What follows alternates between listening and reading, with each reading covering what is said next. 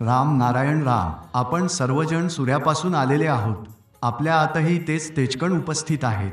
जसे नदीमध्ये वाळू असते तसेच आपल्या आतही तेजकण विखुरलेले आहेत.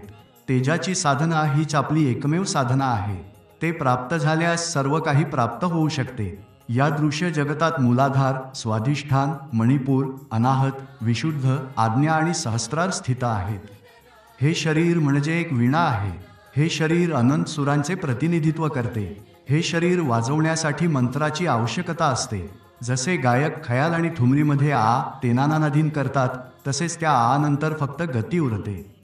महास्वरात एकरूप होत गायन सुरूच राहते. नंतर जेव्हा खाली येतो तेव्हा त्याच सूत्राला पकडून पुढे जातो.